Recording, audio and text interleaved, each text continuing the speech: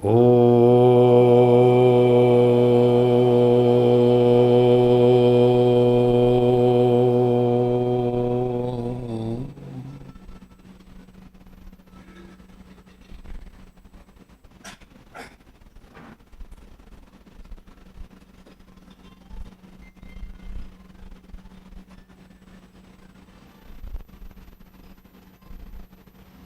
Phone बज रहा है जी। तो सुबह हमारी बात चल रही थी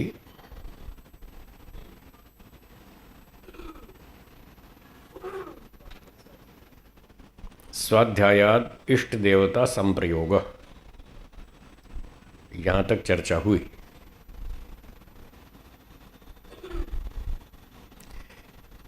नियमों के फल बताए जा रहे थे, 4 नियमों के फल बता दिए। अब 5वां नियम है ईश्वर प्रणिधान, उसका फल बताया जाएगा। सूत्र 45 है, दूसरा पाद योग दर्शन। सूत्र देखिए और बोलिए। समाधि सिद्धि ईश्वर प्रणिधानात्।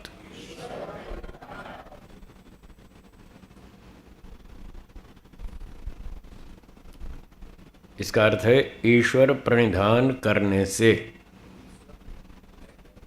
है मेरे पास है, ईश्वर प्रणिधान करने से समाधि सिद्धि, समाधि की सिद्धि होती है, समाधि प्राप्त होती है।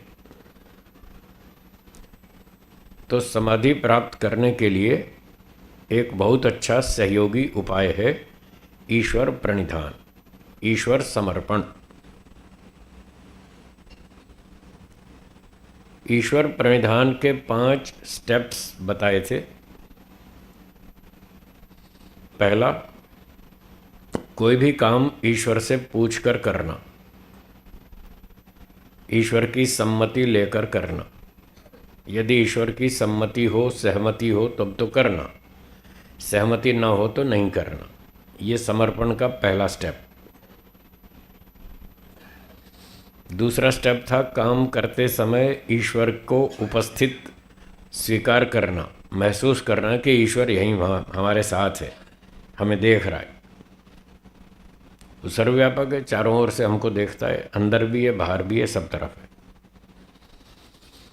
तो ये दूसरा स्टेप था, ईश्वर की उपस्थिति को महसूस करना।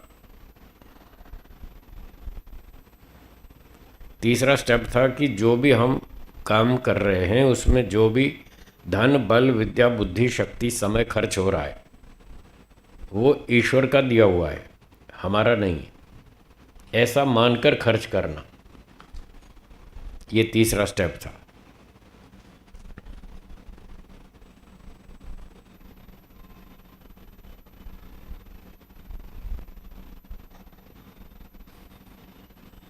चौथा स्टेप ये था,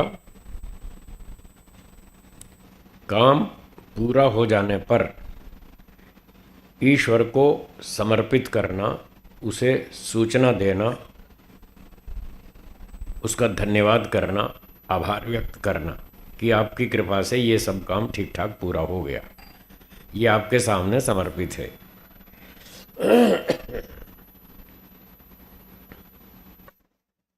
और 5वां स्टेप ये था कि अब काम पूरा होने पर जब व्यक्ति फल के विषय में सोचता है कि काम तो पूरा हो गया, अब मुझे इसका फल क्या मिलना चाहिए, जब वो फल के बारे में सोचता है तो उसे यह सोचना चाहिए, ऐसा ईश्वर से कहना चाहिए कि मुझे इस कर्म का कोई सांसारिक फल की आवश्यकता नहीं है, इस कर्म के बदले में मुझे कोई सांसारिक धन सम्मान की इच्छा नहीं है, मैं तो मोक्ष प्राप्त करना चाहता हूं।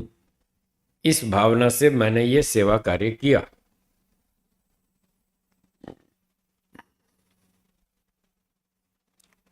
मोक्ष फल की इच्छा से कर्म करना और ईश्वर को बोलना कि मुझे इसके बदले में मोक्ष दीजिएगा, और कोई इच्छा नहीं। संसार का सुख तो देख लिया, इसमें तो कुछ नहीं है। तो इस प्रकार से पांचवा स्टेप ये हुआ। इसी को निष्काम भावना कहते हैं अथवा निष्काम कर्म कहते हैं। ये 5 स्टेप पूरे होने पर सारे काम ऐसे ही करने दिन भर। जब व्यक्ति सारे काम ऐसे करेगा, भगवान को साक्षी मान के सारे काम करेगा और सांसारिक फल की इच्छा नहीं करेगा, तो ईश्वर उसको फटाफट स्वीकार करेगा, उसकी समाधि लगवा देगा। समाधि लगाना हमारे अधिकार में नहीं है, वो ईश्वर के अधिकार में। जैसे मोटी सिद्धांत की बात हम करें तो कर्म करना हमारे अधिकार में, पर फल देना तो ईश्वर के अधिकार में। हम पुरुषार्थ कर सकते हैं, आगे फल तो ईश्वर देगा। जब हमें योग्य पात्र मानेगा तो वो फल हमको देगा। हम समाधि के योग्य हुए अथवा नहीं हुए, इस बात का निर्णय ईश्वर करेगा। हम योग के 8 अंगों में से 7 अंगों का पालन कर सकते हैं। यम, नियम, आसन, प्राणायाम, प्रत्याहार, धारणा, ध्यान, ये 7 अंगों का काम हम कर सकते हैं। ये हमारा पुरुषार्थ है। अब 8वां जो अंग है समाधि, वो इन 7 का फल है। अब फल देना ईश्वर के हाथ में। तो जब ईश्वर देखेगा हमने पूरी मेहनत कर ली, पूरी ताकत लगा ली, पूरी मेहनत बुद्धिमत्ता से ईमानदारी से सारा काम कर लिया, जब वो हमें योग्य पात्र मानेगा तब हमको चुन लेगा, सेलेक्ट कर लेगा। हाँ, अब ये पात्र बन गया है, अब इसको हम अपना स्वरूप दिखाएंगे, अब अपने अनुभूति कराएंगे, उसका नाम समाधि है। तो इसलिए सूत्रकार महर्षि पतंजलि जी कह रहे हैं, समाधि सिद्धि, समाधि की प्राप्ति होती है ईश्वर प्रणिधानात्, ईश्वर समर्पण करने से।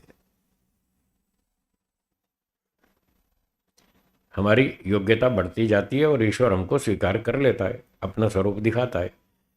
फिर ज्ञान, बल, आनंद, न्याय, दया, सेवा, परोपकार आदि बहुत सारे गुण ईश्वर हमको देता है। ये इस सूत्र का अभिप्राय है। कोई शंका हो तो बोलिए बोलिए।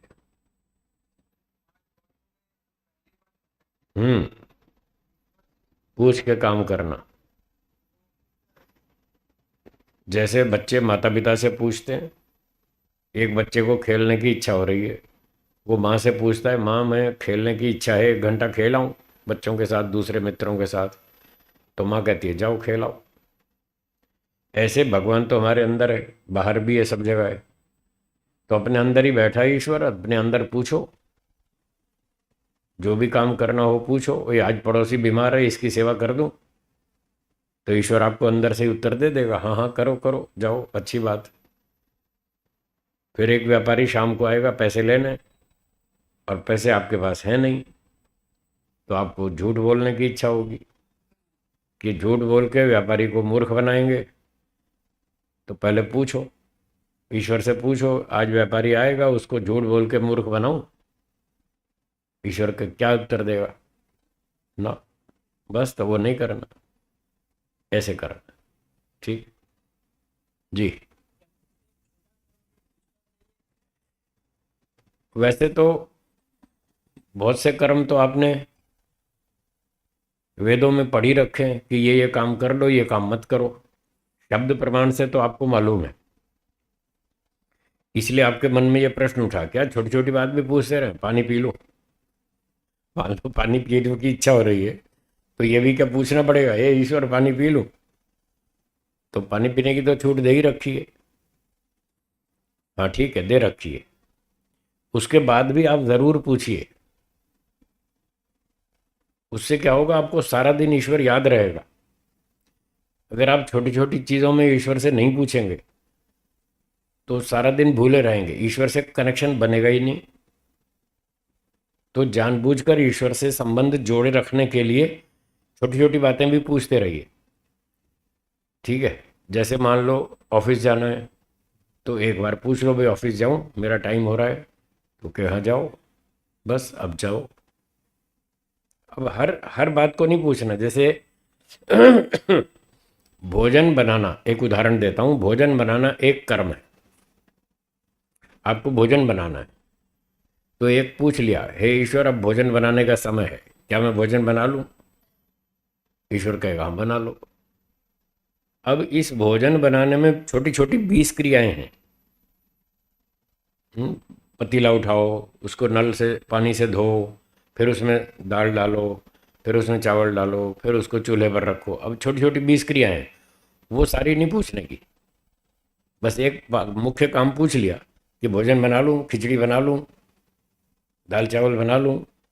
उसने कहा बना लो, ठीक है। बस एक बार पूछ लिया, अब चलते रहो। उसकी उपस्थिति महसूस करते रहें काम करते समय कि ईश्वर हमको देख रहा है।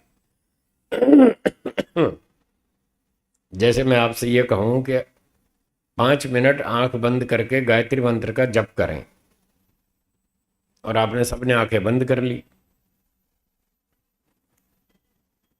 आंख बंद करने पर फिर मैं आपको नहीं दिखाई दूंगा, अभी तो दिख रहा हूं, फिर मैं आपको नहीं दिखूंगा। आंखें बंद कर ली आपने, तो भी आपको ये महसूस होता रहेगा, ये एक एहसास रहेगा कि मैं सामने बैठा हूं।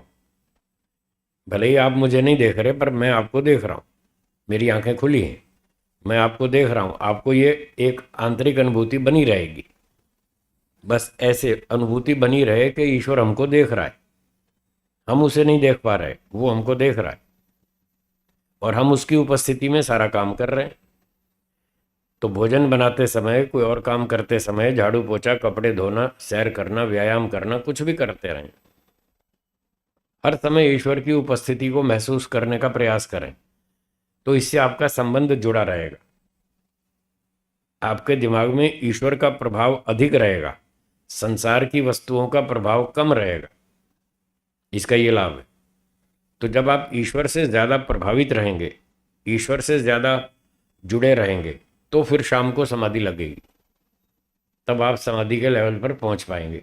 नहीं तो दिन भर व्यक्ति ईश्वर को भूला ही रहता है, उससे कोई संबंध जुड़ता ही नहीं। फिर शाम को उसको याद आता है कि हाँ ईश्वर भी कुछ चीज़ है, चलो थोड़ा ईश्वर का भी ध्यान कर ले। तो दिन भर तो वो भूला ही रहता है। इसलिए फिर शाम को मन नहीं टिकता उसका, संसार में उलझा रहा सारा दिन, उसका प्रभाव अधिक रहा, उसके संस्कार अधिक बने, तो ध्यान के समय भी वही वही बातें याद आती हैं, संसार की बातें। तो उधर मन एकाग्र नहीं हो पाता। इसलिए इसकी ताकत बढ़ाने के लिए दिन भर ईश्वर से संबंध बनाए रखने का प्रयास करें। ये ईश्वर प्रणिधान ऐसा कहना चाहता है। और यदि ऐसा करेंगे तो संसार का प्रभाव हम पर कम रहेगा, उसका आकर्षण कम रहेगा, क्योंकि व्यवहार करना तो पड़ेगा ही। तो जब व्यवहार करेंगे, लोगों से बात करेंगे, भौतिक वस्तुएं खाएंगे पिएंगे, शॉपिंग करेंगे, सारा उसका भी थोड़ा ध्यान तो देना ही पड़ता है, वो देंगे। और मुख्य प्रभाव ईश्वर का रहेगा, इन चीज़ों का प्रभाव कम रहेगा, ईश्वर का अधिक रहेगा। ये लंबे अभ्यास करने के बाद ऐसा होगा। और उसी अभ्यास के लिए जंगल में जाना पड़ता है, घर में रहकर नहीं होता। थोड़ा थोड़ा होता है, ज़्यादा नहीं हो पाता यहाँ, क्योंकि यहाँ माहौल थोड़ा अलग रहता है, और जंगल में तो अलग वातावरण होता है। वहाँ ईश्वर का चिंतन मनन और शांति एकांत अधिक होता है, तो वहाँ अधिक हम इस बात को कर पाते हैं। उतनी मात्रा में नगरों में घरों में रहकर नहीं कर पाते, बीसियों बाधक होते हैं यहाँ पर। अपने संस्कार भी हैं बहुत सारे पूर्व जन्मों के, वातावरण भी ऐसा है, लोगों का प्रभाव भी, दबाव भी ऐसा है कि ये काम करो, इसलिए यहाँ वो उतनी सफलता नहीं मिलती है। तो वेदों में ईश्वर ने कहा कि ऐसे काम में सफलता प्राप्त करने के लिए उपहवरे गिरीणाम संगमे च नदीनाम धिया विप्रो अजायत। पहाड़ों पर जाओ, गुफाओं में जाओ, जंगलों में जाओ, आश्रमों में रहो, एकांत में रहो, नगरों से चमक दमक से दूर रहो, तो आप ये काम कर पाएंगे। जी।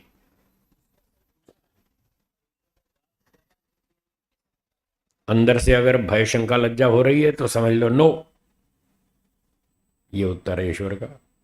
आपने पूछा और अंदर से डर लग रहा है कि ये काम करेंगे तो फंस जाएंगे, पकड़े जाएंगे, लोग क्या कहेंगे, बदनामी होगी, पिटाई होगी, जेल होगी, पता नहीं क्या क्या होगा, ऐसे ऐसी फीलिंग आती है, तो ईश्वर का उत्तर है नो, ये नहीं करना। अगर आनंद होता है, उत्साह होता है, निर्भयता है, कोई डर नहीं लग रहा, तो समझ लो ईश्वर का उत्तर है हाँ। ऐसे पता चलेगा। हाँ बोलिए। हाँ बोलिए।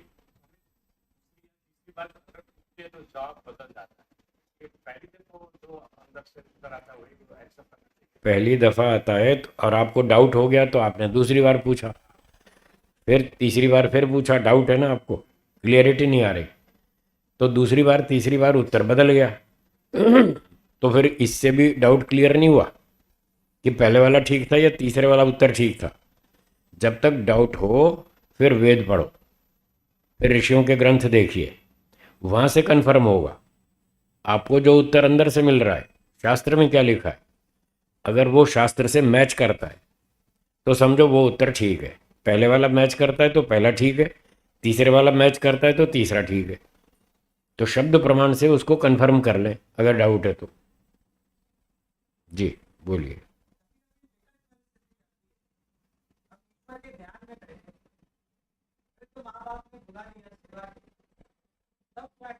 जाना चाहिए, पहले सेवा करो, प्रायोरिटी उसकी। भगवान तो 24 घंटे हमारे साथ है, वो तो हम रात को 2 बजे भी ध्यान कर लेंगे, कोई दिक्कत नहीं। मान लो लेट हो गए सेवा में, माता पिता की सेवा में, वो बेचारे रोगी हैं, परेशान हैं, उनको पानी चाहिए, खिचड़ी चाहिए, कोई समस्या है, तो प्रायोरिटी उस चीज़ की है, ध्यान छोड़ देंगे, वो पहले करेंगे। फिर जब उनको पूरा काम हो जाए, शांति हो जाए, फिर आप बैठ के ध्यान कर लो, उसमें ईश्वर तो कहीं जा नहीं रहा, तो ऐसा कर सकते हैं। हाँ जी। ये दंड की भाई, दंड की सूचना कौन दे रहा है?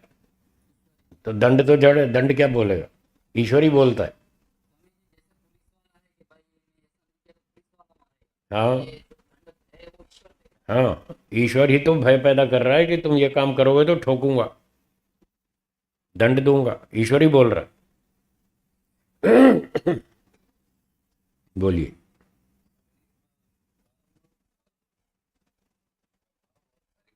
अच्छा, कर्म का फल, कर्म का प्रभाव और कर्म का परिणाम, ये तीन को समझना चाहते हैं। ठीक है। एक बच्चे ने, शरारती बच्चा था, एक मकान का शीशा, पत्थर उठाया और शीशा तोड़ दिया। ऐसे ही खुरापाती था, तो उसको ऐसे ही सूझता था उल्टा सीधा करना, तो पत्थर उठाया, शीशा तोड़ दिया मकान का।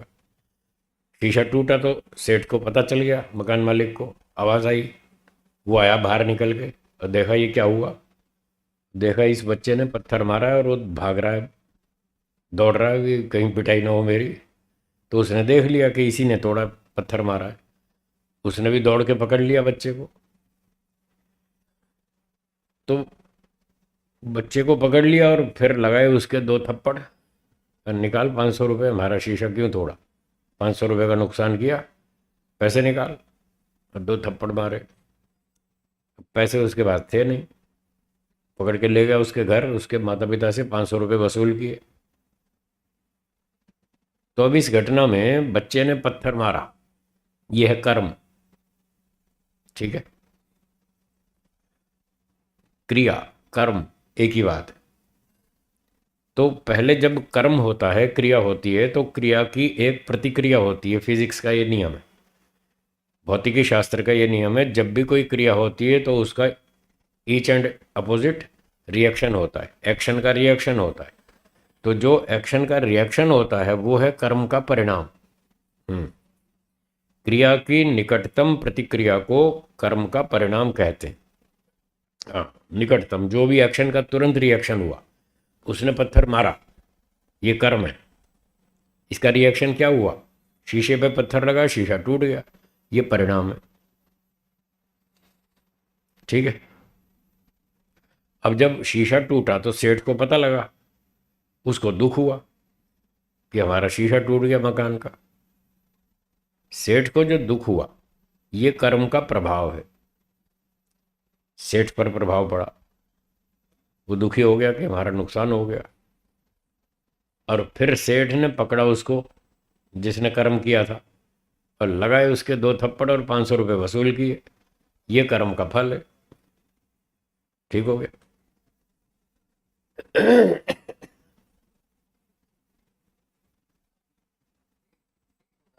बोलिए, बोलिए। ठीक है, दे दिया।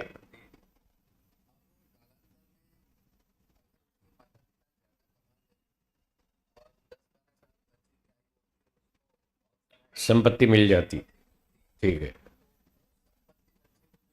हम्म। ये कोई पिछले जन्म का बच्चे का कर्मफल नहीं है। बच्चे का कर्मफल उस समय देखा जाएगा जिस समय बच्चे को जन्म हुआ। जन्म के समय जो उसको संपत्ति मिली जन्म से, वो उसका पिछले कर्म का फल है। बाद में वो संपत्ति 10-12 साल बाद माता पिता की गलती से वो खो भी सकती है, नष्ट भी हो सकती है और नई भी कमा सकते हैं।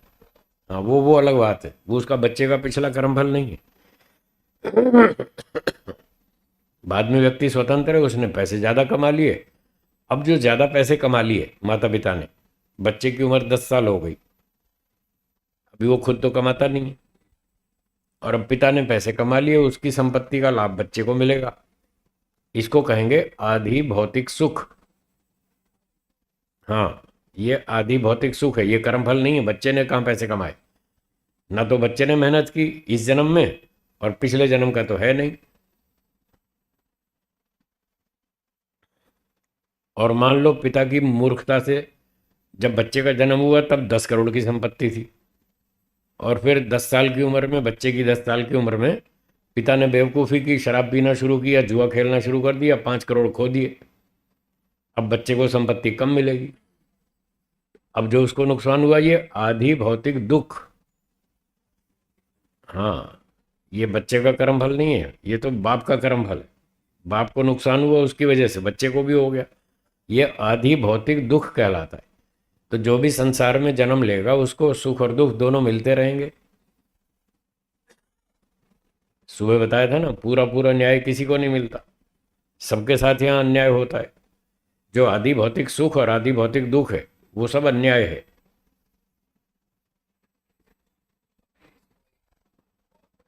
बोलिए। हाँ, ठीक है।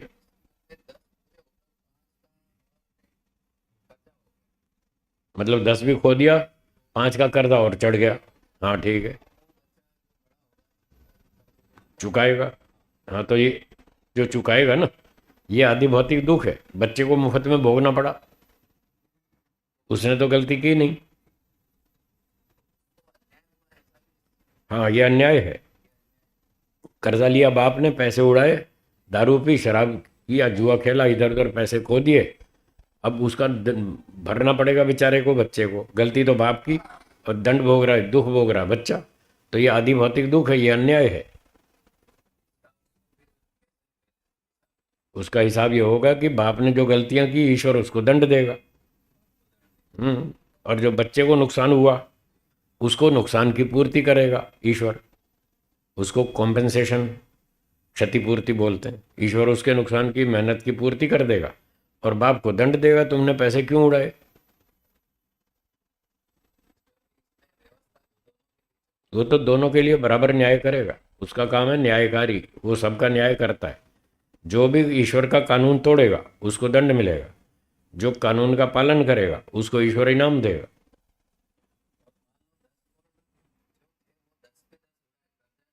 ठीक है।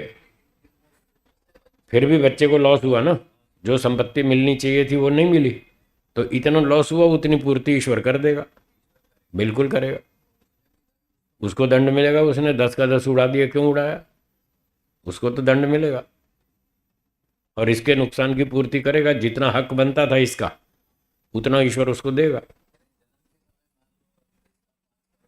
हाँ। हाँ, 0 हो गया तो 5 करोड़ का नुकसान हुआ, वो इसको ईश्वर दोबारा देगा। बिल्कुल, बिल्कुल मिलेगा। हम्म। पुरुषार्थ पिता का था, तो उसको, बच्चे को, जो इस सेठ के घर जन्म दिया, वो मुफ्त में दिया था। या उसके भी कुछ कर्म थे कि उसको इतनी संपत्ति मिलनी चाहिए? बोलो। हाँ, ठीक है। हाँ, उसका कुछ नहीं, सुख फ्री में वो चलेगा। हाँ, दुख दिया तो दंड मिलेगा। ईश्वर कहता है सुख तो दे सकते हैं आप, दुख नहीं दे सकते। हाँ, दुख देना अपराध है। सुख देने के लिए तो ईश्वर ने कह ही रखा है, सुख दो, उसका उसको पुण्य मिलेगा। जो सुख देगा उसका उसको पुण्य मिलेगा। हाँ, बोलिए। हम्म। हम्म। तो भी गलत है। बच्चे का भी अधिकार है, सारी संपत्ति दान में नहीं दे सकते। उसमें बच्चे का भी तो हिस्सा है ना। 30%, 50%, कुछ तो बच्चे का भी अधिकार बनता है। 50% बच्चे का, परिवार का, और 50% दान कर दो, इतना कर सकते हैं। 100% दान करने का अधिकार नहीं है। है? सारी संपत्ति दान कर दी समाज को, इतना तो पुण्य मिलेगा। और जो बच्चे का हिस्सा छीन के दान किया उसका दंड मिलेगा। बच्चे का हिस्सा छीन लिया उसका दंड मिलेगा, उसका उसको दो। ठीक है ना? वो ध्यान रखना पड़ेगा भाई, कानून है हर चीज का। आपके पास जो संपत्ति है वो सारी आपकी नहीं है। आपने अकेले ने नहीं कमाई है, आपके परिवार वालों ने मेहनत की है। और देश के करोड़ों व्यक्तियों ने आपको सहयोग दिया है, तब 2 रुपए कमाए आपने। उनका भी हक बनता है, इसलिए आपको देश के लिए दान भी देना है। तो जितना हिस्सा देश का बनता है उतना देश का दो, देश को दो। जितना परिवार का बनता है उतना परिवार का दो, जितना आपका बनता है आप लो। सारी संपत्ति के मालिक आप अकेले नहीं है। पर लोगों को खूब भयंकर भ्रांति है, वो कहते हैं मैंने कमाया है, मेरी ताकत से कमाया है, मैंने अपनी अकल से कमाया है। अरे तुम्हारी पत्नी तुमको रोटी नहीं देगी, देखता हूँ फिर कैसे कमाते हो तुम। 3 दिन में पसीने आ जाएंगे। हाँ जी, बोलिए।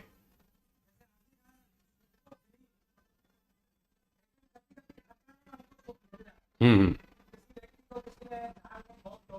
ठीक। ठीक है। वो फ्री में।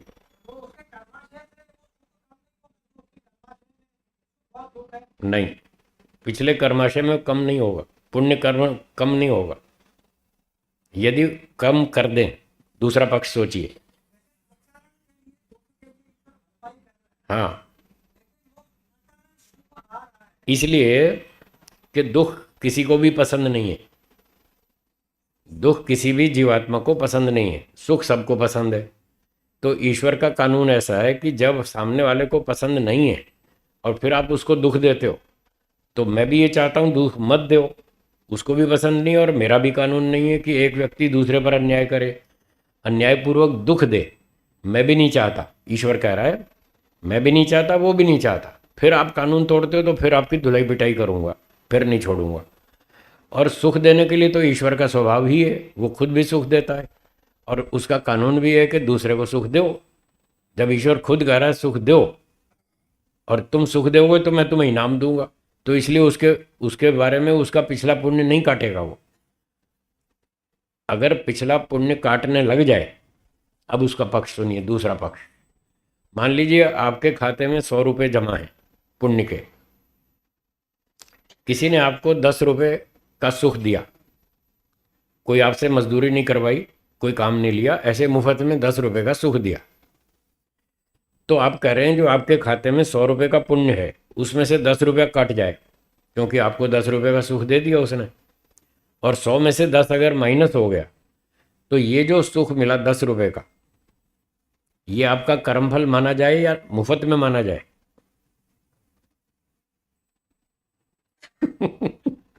अब इसको आप कर्मफल मानेंगे या फ्री में मानेंगे, क्या मानेंगे? कर्मफल मानना पड़ेगा। मैथमेटिकल कैलकुलेशन ये कहेगी कि फिर आपका ये कर्मफल बन गया, क्योंकि उधर से 10 रुपये कट गए आपके पुण्य में से, तो ये आपका कर्मफल हो गया।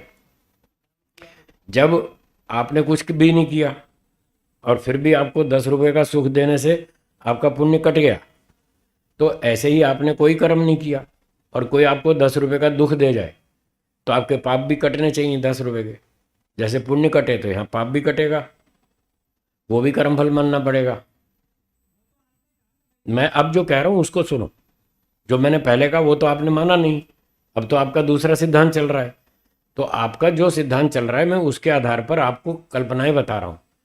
यदि ऐसा माने तो ये मानना पड़ेगा, यदि आपका 10 रुपया पीछे पुण्य में से कटेगा तो ये 10 रुपये का सुख जो मिला फिलहाल, जिसके बदले में आपने कोई मेहनत नहीं की थी, मोटे तौर पे जो फ्री में दिख रहा है, अब वो फ्री में नहीं रहा, वो फिर आपके उस 10 रुपये पुण्य का फल माना जाएगा जो आपका पीछे कट गया।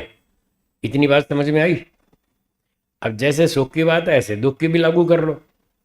आपने कोई अपराध नहीं किया, कोई गलती नहीं की, और खामखा किसी ने आपको दुख दिया 10 रुपये का, तो आपके पाप के बंडल में से 10 रुपये का पाप कटना चाहिए। जैसे पुण्य कटा था 10 रुपये का, तो 10 का पाप भी कटेगा। यदि वो पाप कटेगा तो ये आपका कर्मफल माना जाएगा, जो अब 10 रुपये का दुख दिया किसी ने। इसका रिजल्ट क्या होगा?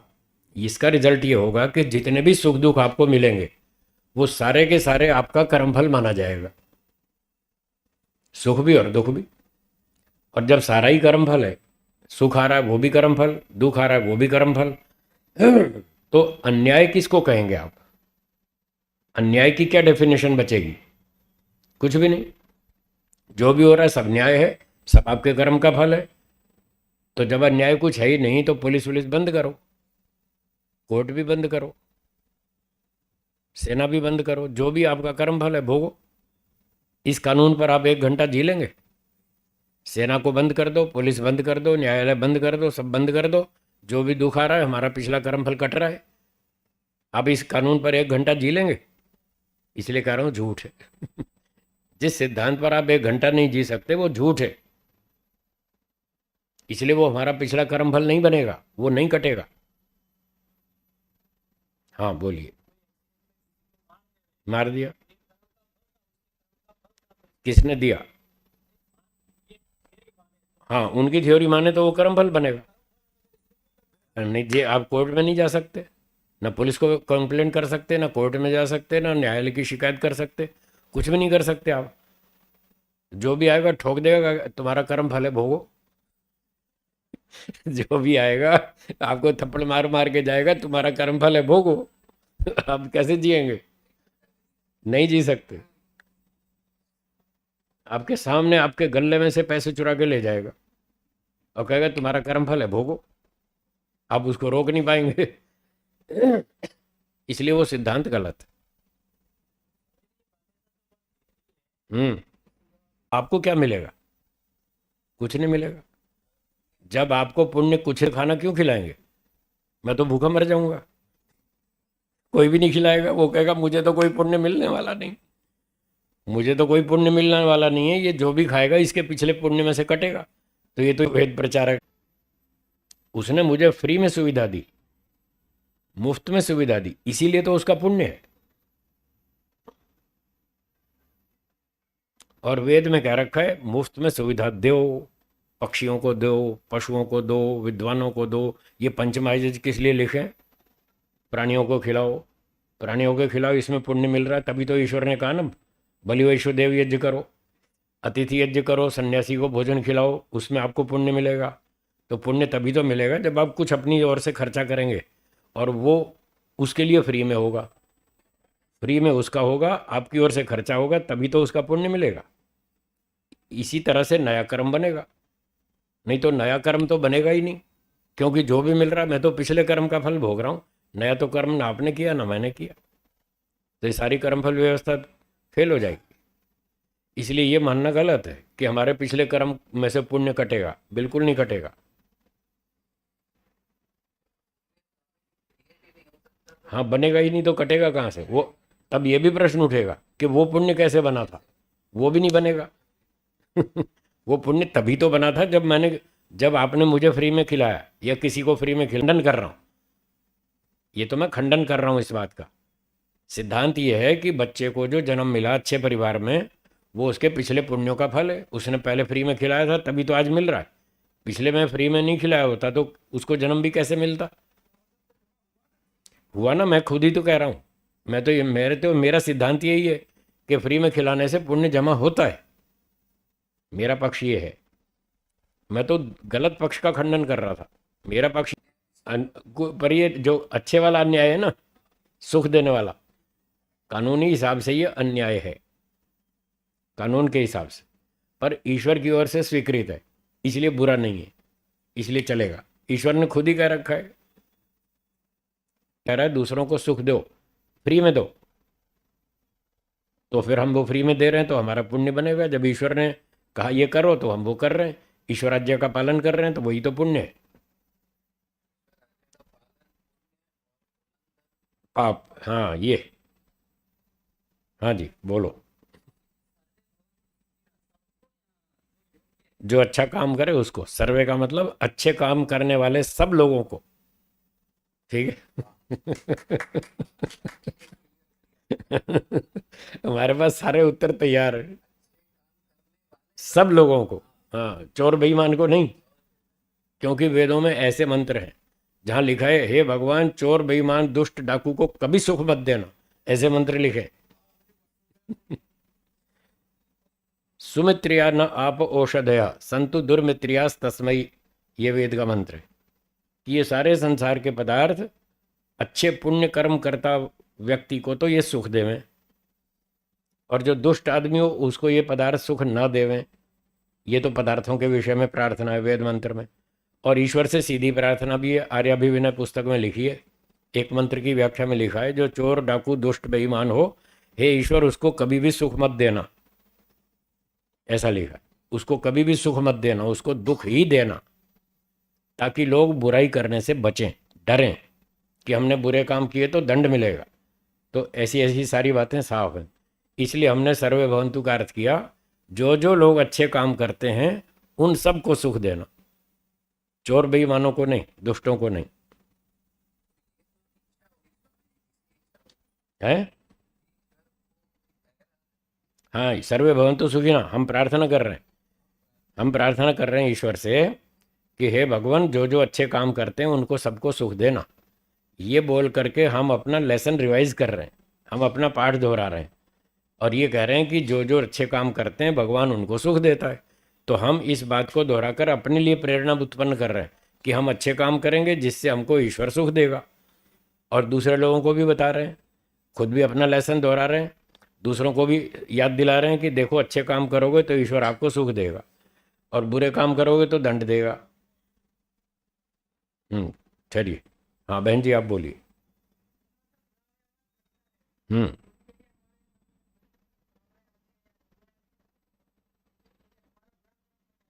अगर आप द्वेषपूर्वक ऐसा कहते हैं तो ठीक नहीं है। जितना द्वेष करेंगे उतना दोष आपका भी बनेगा। अगर बिना द्वेष के आप ये प्रार्थना करते हैं भगवान से कि जो दुष्टता करता है उसको दंड देना ताकि वो सुधर जाए, उसके हित की भावना दिमाग में रखते हैं कि इसका भी कल्याण हो, इसको दंड दो ताकि ये सुधरे, इसको दंड दो ताकि ये सुधर जाए और आगे गलतियां ना करे, ऐसी भावना से यदि आप प्रार्थना करते हैं तो इसमें कोई बुराई नहीं है। पर यदि आप गुस्से में आकर के द्वेषपूर्वक ऐसा कहते हैं हे भगवान इसकी टांग टूटे तो अच्छा हो, तंग कर रखा है इसने, जीना हराम कर रखा है लोगों का, है, इसकी टांग टूट जाए, इसके हाथ पैर टूट जाएं, इसका दिमाग खराब हो जाए, ये पागल हो जाए, आप गुस्से में आकर कहेंगे तो वो ठीक नहीं। न्याय की दृष्टि से आप भगवान से कह सकते हैं, कोई दिक्कत नहीं। हाँ बोलिए।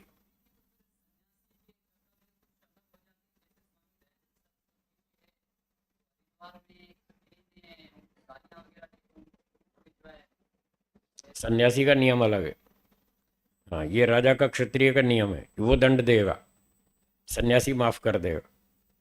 हाँ, सन्यासी माफ कर देगा, लेकिन राजा को तो कहेगा सन्यासी कि जो दुष्टता करे उसको ठोकना। राजा को तो कानून सही बताएगा, क्योंकि राजा ने करना है, तो राजा को तो कानून मार्गदर्शन बताना पड़ेगा ना, क्या करना चाहिए। तुम्हारी ड्यूटी ये बनती है जो बदतमीजी करे उसको दंड दो, ठोको, उसको जेल में डालो, उसको लटकाओ, फांसी पे लटकाओ, उड़ा दो, तोप से उड़ा दो, गोली से उड़ा दो। सन्यासी राजा को तो ये बात कहेगा, पर खुद बंदूक नहीं उठाएगा, खुद तलवार नहीं उठाएगा, खुद दंड नहीं देगा, और उसके साथ कोई अन्याय करे तो अपनी रक्षा जरूर करेगा। फिर वो ईश्वर की कोर्ट में केस डाल देगा, ये उस्मान द्वेष्टि तम वो जम्भे ददमा, ईश्वर के न्याय पर छोड़ देगा। हे ईश्वर आप देख लेना, मैं तो जा रहा हूँ मोक्ष में, अब मैं इसे उलझ गया तो मेरा मोक्ष रुक जाएगा। इसलिए सन्यासी होगा, तुम मत उलझो, तुम अपना चुपचाप मोक्ष में जाओ, इसको हम देख लेंगे, इस दुष्ट व्यक्ति को हम देख लेंगे, ईश्वर कह रहा है इसको तो हम देख लेंगे, तुम अपना जाओ, अपना काम करो, अपना मोक्ष में जाओ। इसलिए सन्यासी के लिए नियम है क्षमा करना, माफ करना। तो महर्षि दयानंद पर लोगों ने बहुत आक्रमण किए बहुत लोगों ने किए, उन्होंने माफ कर दिया। उन्होंने किसी से झगड़ा नहीं किया, किसी से बदला नहीं लिया, किसी पर कोर्ट केस नहीं किया, उन्होंने ईश्वर की कोर्ट में केस डाल दिया। बताओ, वहाँ तो न्याय मिलता ही है, इससे बड़ी कोई कोर्ट है ही नहीं। सबसे बड़ी कोर्ट, सबसे खतरनाक कोर्ट में जब केस डाल दिया, फिर क्या ज़रूरत है टेंशन की, फिर कोई चिंता ही नहीं है, ईश्वर तो न्याय कर ही लेगा और वो चुपचाप अपना मोक्ष में निकल लेगा। जी।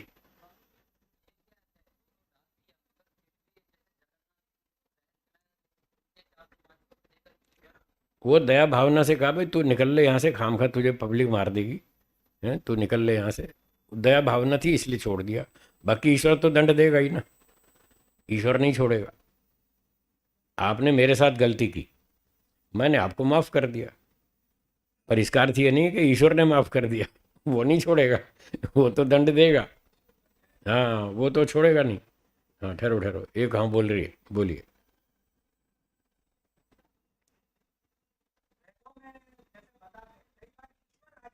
हम्म। हम्म। हाँ जी। आपका प्रश्न ये है कि वेदों में अनेक प्रकार के मंत्र हैं, किसी मंत्र में तो ईश्वर खुद बोल रहा है, मैं इस धरती का मालिक हूँ, मैं संसार का राजा हूँ, मैंने आपको खाने को दिया है, तुम लोग मेरी उपासना करो। किसी किसी मंत्र में इस तरह के वचन हैं। किसी किसी मंत्र में ऐसा लिखा है, हे ईश्वर आप हमारी रक्षा करो, विश्वानि दुरितानि परासुव यद भद्रम तन्न आसुव। इस मंत्र में ऐसा लगता है कि जनता बोल रही है, तो किसी मंत्र में जनता बोल रही है, किसी में ईश्वर बोल रहा है, किसी में सेनापति बोल रहा है, किसी में राजा बोल रहा है, किसी में विद्वान बोल रहा है, किसी में माता पिता बोल रहे हैं, किसी में आचार्य बोल रहा है। सब तरह के मंत्र हैं। तो प्रश्न ये होता है कि ये सारे मंत्र जिसमें अलग अलग लोग बोल रहे हैं, तो ये सारे ईश्वर ने कैसे बनाए, ये प्रश्न है आपका। इसका उत्तर ये है, जैसे आपने टेलीविज़न में सीरियल देखे होंगे, सीरियल फिल्में देखते हैं ना, तो जो सीरियल होता है उसमें बहुत सारे कलाकार होते हैं, फिल्म में भी होते हैं, सीरियल में भी होते हैं। कोई राजा है, कोई सेनापति है, कोई चौकीदार है, कोई चपरासी है, कोई सैनिक है कोई मंत्री है। तो बहुत सारे आर्टिस्ट होते हैं, वो सब अपने अपने डायलॉग बोलते हैं। उन सारे कलाकारों को डायलॉग लिखने वाला एक ही व्यक्ति होता है, जिसको संवाद लेखक बोलते हैं, डायलॉग राइटर। वो सबके डायलॉग तैयार कर करके उनको दे देता है कि राजा को ये बोलना है, मंत्री को ये बोलना है, चपरासी को ये बोलना है, अपराधी को ये बोलना है। सारे डायलॉग एक ही आदमी बनाता है, सबको बांट देता है, वो अपने अपने डायलॉग बोलते हैं। तो इन सब का डायलॉग राइटर एक ही है, वो है ईश्वर। तो ईश्वर ने बताया कि राजा को क्या बोलना, एक मंत्र ऐसा बनाया जिसमें राजा को क्या बोलना वो समझा दिया कि राजा प्रजा से ऐसा कहे, हे मनुष्यों तुम मेरे राज्य में रहो, निर्भय होकर के रहो, ये मेरा संविधान है, इसका पालन करो, इसका जो पालन करेगा उसको इनाम दिया जाएगा, और जो गड़बड़ करेगा उसको जेल में ठोक देंगे, फिर उसकी पिटाई धुलाई होगी। तो राजा को ये बता दिया तुमको ये बोलना है, प्रजा को ये सिखा दिया कि तुम राजा से ऐसे प्रार्थना करो, हे राजन हम आपके राज्य में रहते हैं, आप कृपा करके चोर डाकुओं से हमारी रक्षा करें और सज्जनों को प्रोत्साहन दें, जिससे कि हमारा भी उत्साह बढ़े, हम भी अच्छे काम करें। तो इस तरह से ईश्वर ने कई प्रकार के मंत्र बनाए और उन उन लोगों को वो सारे मंत्र सिखा दिए, उनको बोलना सिखा दिया, तुम्हें ये बोलना है और जो बोलना है फिर वैसा करना भी है। तो इस प्रकार से अलग अलग मंत्रों में अलग अलग वक्ता दिखाई देते। ठीक हो गया? हाँ जी, एक ही राइटर है ईश्वर, सारे मंत्र ईश्वर ने बनाए। हाँ बोलिए।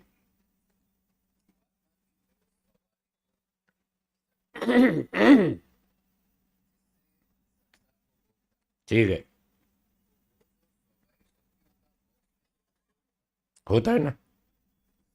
मोक्ष में आत्मा पूरे ब्रह्मांड में सैर करता है।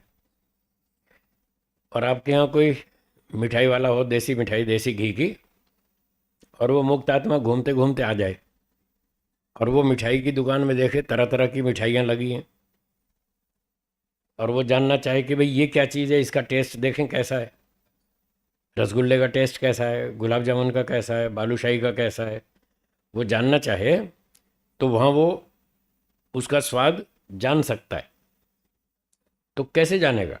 वो जो उसके पास चखने वाली शक्ति है, स्वाद ग्रहण की जो शक्ति है, उस शक्ति से वो इस हलवाई की मिठाई का स्वाद ले लेगा और उसमें ईश्वर की शक्ति और जोड़ लेगा, क्योंकि अकेली उसकी शक्ति बहुत कम है, इतने से काम चलता नहीं। साथ में ईश्वर ने उसको शक्ति दे रखी है। जब भी आपको कोई पानी पूरी का टेस्ट लेना हो, है पाव भाजी का टेस्ट लेना हो, समोसा कचौरी का टेस्ट लेना हो, रसगुल्ले मिठाई का टेस्ट लेना हो, तो ये मैं अपनी शक्ति आपके साथ जोड़ रहा हूँ। जब लेना हो ले लेना, उसको पूरी छूट दे रखी है। तो वो कोई रुकावट नहीं, वो रसगुल्ले में घुस जाएगा और उसका पूरा स्वाद पकड़ेगा कि अच्छा अच्छा ये टेस्ट है, अब समझ में आया। फिर दूसरी मिठाई में घुस जाएगा, गुलाब जामुन में, फिर उसका टेस्ट भी पता लग जाएगा। उसको कोई रोक टोक नहीं है, पूरी छूट है। इसलिए मैं कहता रहता हूँ कि जितने संसार की चीज़ों का उपयोग या भोग आप इस समय कर रहे हैं, मोक्ष में भी ये सब करने की पूरी सुविधा है, पूरी पूरी। आप जो यहाँ पाव भाजी का टेस्ट ले रहे हैं, मोक्ष में भी ले सकते हैं, कोई चिंता नहीं है। फर्क इतना है कि आज शरीर के साथ ले रहे हैं, तब बिना शरीर के ईश्वर की शक्ति से उसका स्वाद लेंगे। और आज शरीर के कारण 50 दुख भोगने पड़ रहे हैं, तब एक भी दुख नहीं आएगा। ये दोनों में अंतर है। अब दोनों रास्ते आपके सामने, जो अच्छा लगे उस पर चलिए। बोलिए।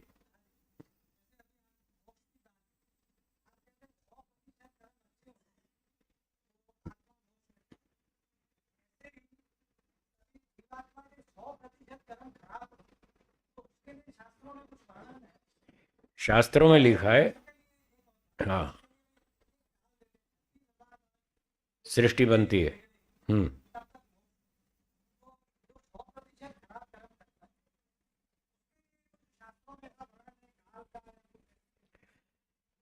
इसका उत्तर है कि 100% बुरे काम एक भी आत्मा नहीं करता है, कर ही नहीं सकता है।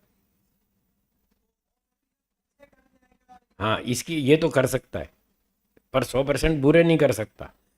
जो चोर डाकू लुटेरा आतंकवादी लादेन जैसा भी हो, है, लादेन को खतरनाक मानते हैं ना, वो डाकू लुटेरा था, आतंकवादी, वो भी अपने पत्नी बच्चों का पालन तो करता ही था, हाँ या ना? तो इतना तो अच्छा किया ना उसने, 2-5% कुछ तो अच्छा किया ना। तो 100% बुरे काम कोई नहीं करता। और कोई करना शुरू करे तो पब्लिक उसको ठोक देगी, खत्म कर देगी।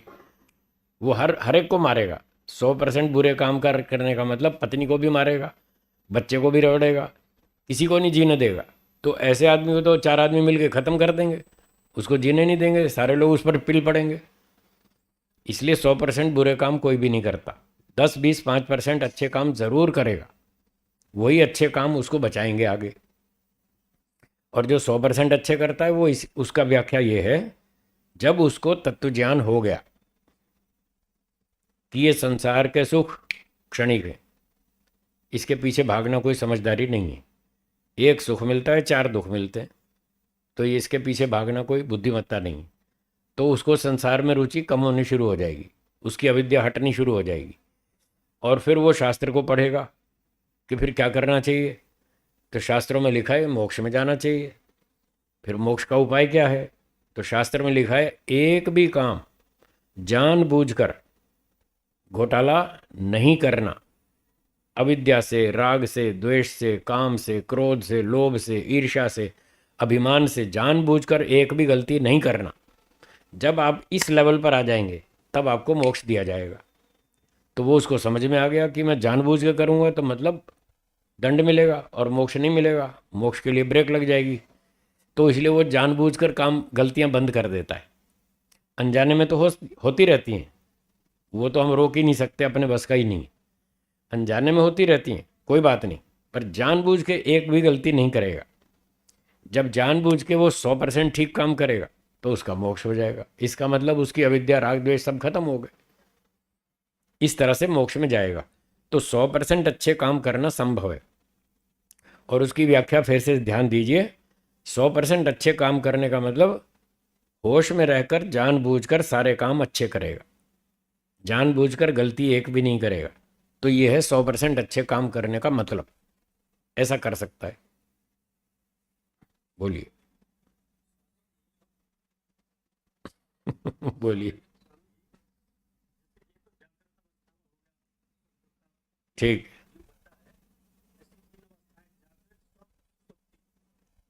स्वप्न में भी जब इस टाइप के अच्छे और बुरे दोनों भयानक स्वप्न और अच्छे अच्छे स्वप्न देखता है, जिसमें सुख का भी अनुभव करता है, ठीक है। दुख का भी अनुभव करता है। जैसा कि उपनिषदों में एक कथा आती है, महाराज जनक की अष्टावक्र। महाराज जनक जी ने एक दिन स्वप्न देखा कि मैं गरीब हो गया, ठीक है। इतना गरीब हो गया कि भिक्षा मांग रहा हूँ, ठीक है। इतना भयानक स्वप्न देख रहा हूँ, सहन नहीं हो रहा, पूरा रात चला। तो मैं जल्दी तो देखता हूँ राजा हूँ, पहले तो भूल ही गए थे कि मैं राजा हूँ। जब देखते ही राजा वो कैसे हो सकता, भिखारी था और राजा कैसे हो गया, अगर राजा हूँ तो भिखारी कैसे बना। यही प्रश्न अष्टावक्र से किया। तो वो तो खैर लंबी चीज है, आपसे जब मैंने कहा एक्सप्लेन करो। तो आप प्रश्न क्या है आपका, फिर से क्लियर करें, प्रश्न क्या है? हमारा ये है कि जो स्वप्न में दुख मिलते हैं, हम्म। वो क्यों मिलते हैं, उसको वो सच है या गलत, अच्छा अच्छा, यही कारण ये प्रश्न है आपका कि स्वप्न में जो उसको दुख मिला था तो राजा, पर वो स्वप्न में ये मानने लगा मैं तो भिखारी हो गया, और ऐसा सोचकर वो दुखी हो गया। तो ये क्यों हुआ? इसका उत्तर ये है कि हमारे मन में हजारों लाखों संस्कार जमा हैं, अच्छे भी बुरे भी। जो घटनाएं हमने इस जीवन में देखी, स्वयं हमारे साथ घटी, दूसरों के साथ घटी, वो भी देखी, टीवी में देखी, फिल्मों में देखी, सीरियल में देखी, पुस्तकें पढ़ी, कथाएं पढ़ी, उपन्यास पढ़े, कल्पनाएं की। सैकड़ों हजारों लाखों प्रकार के संस्कार हमारे अंदर पड़े हैं मन में। जब व्यक्ति सोता है निद्रा में, तो जब स्वप्न होता है या सुषुप्ति होती है, तो उस समय तमोगुण प्रधान अवस्था होती है चित्त की, जिसे मूढ़ अवस्था कहते हैं। तो उस समय चित्त पर तमोगुण का प्रभाव बहुत अधिक होता है, जिसके कारण आत्मा का मन पर या चित्त पर पूरा ठीक ठीक नियंत्रण नहीं हो पाता। उस अनियंत्रित अवस्था में जो लाखों संस्कार पड़े हैं चित्त में, वो जागते हैं, और उन संस्कारों के कारण उसको स्वप्न दिखते हैं। अब जागृत में तो उसने किसी गरीब भिखारी को देखा था, स्वप्न में वो बात उस पर खुद पे लागू हो गई, तमोगुण के दबाव से दूसरी की घटना उसने खुद पर लागू कर ली, और वो देखने लगा मैं ही भिखारी हो गया हूँ। तो जब एक अच्छा व्यक्ति, धनवान व्यक्ति, राजा व्यक्ति ये देखेगा कि हाय हाय मैं तो भिखारी बन गया, तो उसको दुख होगा, स्वाभाविक है। तो ये दुख तमोगुण के कारण से हुआ। तमोगुण के कारण से उसका मन पर पूरा नियंत्रण नहीं रहा, जिसके कारण वो संस्कार एक दूसरे से घुल मिल गए, और दूसरे की घटना उसने खुद पर लागू कर ली, और उसको देखकर वो दुखी हुआ। ये ऐसा है। बाकी वो स्वप्न की बात स्वप्न तक सीमित है। और कभी कभी बड़े अच्छे सपने भी आते हैं, मैं राजा बन गया हूँ, जबकि राजा नहीं होता। तो स्वप्न में कुछ भी आ सकता है, अच्छा भी आ सकता है, खराब भी आ सकता है। वो तो स्वप्न की बात स्वप्न तक सीमित है। जागृत अवस्था अलग है। जो जागृत में राजा है, वो स्वप्न में भिखारी हो जाए तो कोई फर्क नहीं पड़ता, कोई फर्क नहीं पड़ता, नींद खुलते ही वो राजा है। और जो जागृत में भिखारी था, वो रात को सपना देखे मैं राजा बन गया हूँ, तो जागने पर वो राजा नहीं होगा, वो भिखारी का भिखारी रहेगा। इसलिए शास्त्रों में बताया स्वप्न अलग चीज़ है, जागृत अलग चीज़ है। जागृत और स्वप्न का सम्मिश्रण नहीं हो सकता, न विकल्प हो सकता है, न समुच्चय हो सकता है।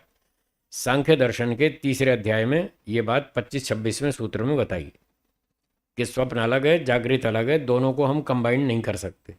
या जागृत की घटना को स्वप्न पर उसमें वसूली नहीं कर सकते, और स्वप्न में जो हमने घटना की उसको हम जागृत में वसूल नहीं कर सकते। मान लो आपने किसी को 2 लाख रुपए उधार दिया सपने में, तो जागृत में आप उससे वसूल नहीं कर सकते। और मैंने रात को तुझे 2 लाख रुपए सपने में दिए थे, मेरे 2 हजार दे, 2 लाख वापस दे। तो ऐसा नहीं कर सकते। ठीक है ना। हाँ जी बोलो। नमस्ते। हम्म।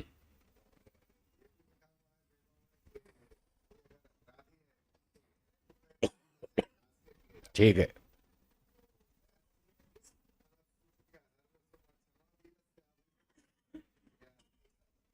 ब्राह्मण के नियम अलग हैं, क्षत्रिय के नियम अलग हैं। आपने जो कहा कि अपराधी को दंड देना चाहिए, वो क्षत्रिय का नियम है। क्षत्रिय के लिए विधान है, वो दंड देगा, ब्राह्मण नहीं देगा। ब्राह्मण का नियम है, वो माफ कर देगा। स्वामी दयानंद जी ब्राह्मण थे, इसलिए माफ कर दिया। और राजा क्षत्रिय है, वो दंड देगा राजा, इसलिए उसने कोर्ट बनाई, पुलिस बनाई, सेना बनाई, सीबीआई बनाई, सीआईडी बनाई। ये राजा का विभाग है, वो दंड देगा। ठीक है। हाँ जी, कौन पूछ रहे हैं? हाँ बोलिए बोलिए। अवस्था की आदत तमोगुण, तो उसमें जो स्वप्न आएंगे तकरीबन वो छूट गई, वो छूट गया तो सबसे कारण वो जो अंदर संस्कार है हमारे, अच्छे भी हैं और बुरे भी हैं, वो कोई भी जाग सकता है, उसका कोई नियम नहीं है। कोई नियम नहीं है, हमारा पूरा कंट्रोल नहीं है। बताया ना, तमोगुण के कारण से हमारा कंट्रोल नहीं रहता, इसलिए हम उसमें सिलेक्शन नहीं कर सकते। तमोगुण कुछ तमोगुण कुछ हमारे लिए लाभकारी भी है और कुछ खराब भी है, दोनों बातें। ये बिजली हमारे लिए फायदेमंद है या नुकसान भी करती है?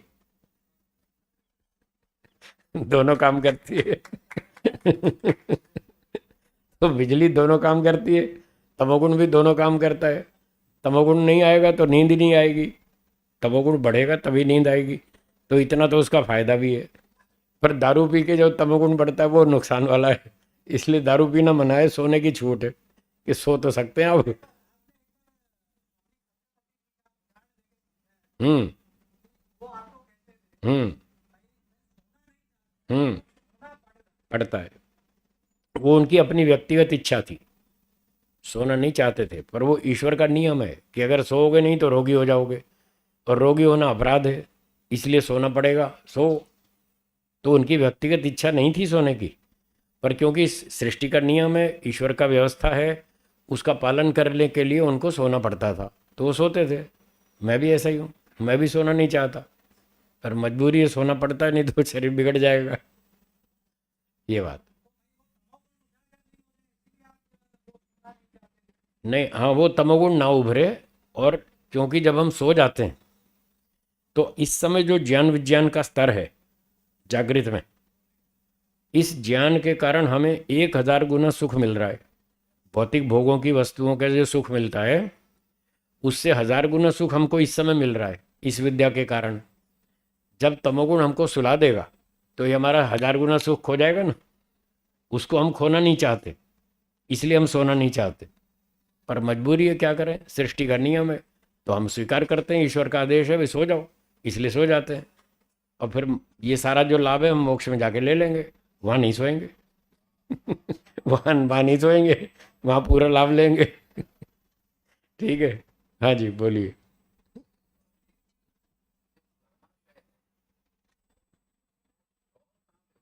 मन में, आत्मा में संस्कार भी और कर्मशय। आत्मा में तो लिखा है न्याय दर्शन में, आत्मा में लिखा है, जो कर्मों का जो हमारा बंडल है ना, वो आत्मा के साथ रहता है। न्याय दर्शन के वात्स्यायन भाष्य में लिखा है। अभी मैं कहीं पढ़ा रहा था न्याय दर्शन, तो पढ़ाते पढ़ाते तीसरे अध्याय में ये चर्चा आई। तो मैंने कहा देखो ये नोट कर लो, ये पता नोट कर लो, यहाँ लिखा है कि जो हमारा कर्माशय है वो आत्मा के साथ रहता है,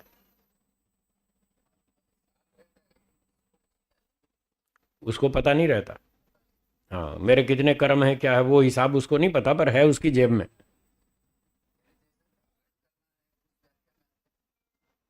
धारण मतलब जैसे हमने जेब में कुछ सामान डाल रखा है, चाबी है, रुमाल है, कुछ और चॉकलेट बॉकलेट जो भी है, वो हमने जेब में डाल रखी है, और हम भूल जाते हैं कि हमारी जेब में क्या क्या है।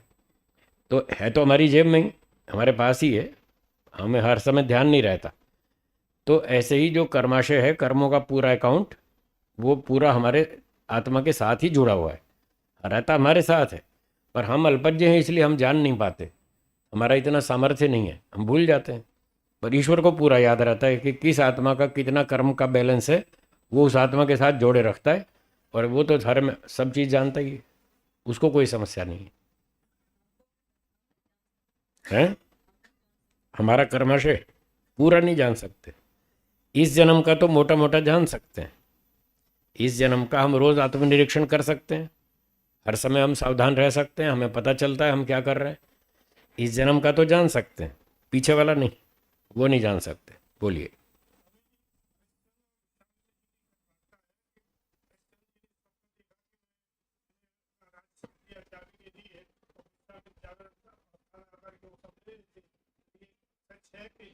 स्वप्न में ये देखा कि सब चाबी सौंप दी, और जागृत में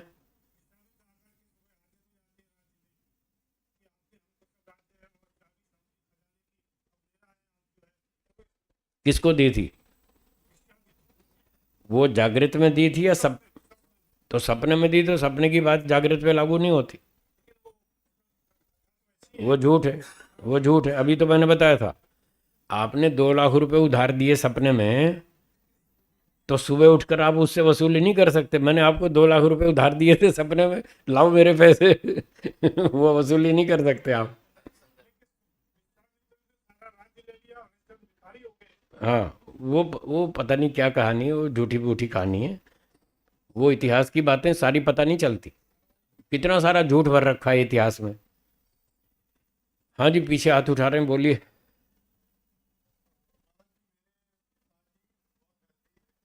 हैं? हाँ ठीक है।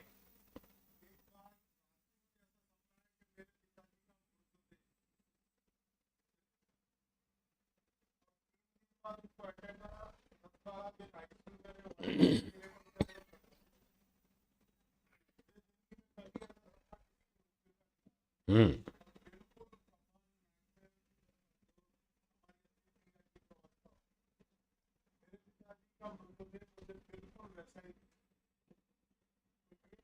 ये तुक्का है,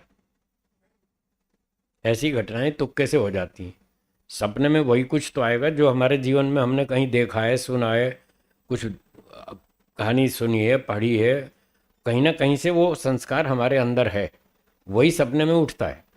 और जो हमारे अंदर है वही सपने में उठता है, और वही जीवन में घटना होती है, तो कहीं कहीं मैच हो जाता है। इसके पीछे कोई नियम नहीं है, कोई साइंस नहीं है, कोई व्यवस्था नहीं है कि जो आपको सपना आया वही होगा, ऐसा कुछ नहीं है। लोगों को बड़े बड़े सपने आते हैं, हम करोड़पति बन गए, जागते तो कुछ भी नहीं होता।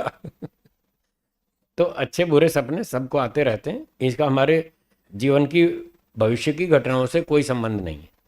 तो कहीं कहीं तुक्का लग जाता है, वो अलग बात है। हाँ जी, बोलिए, बोलिए।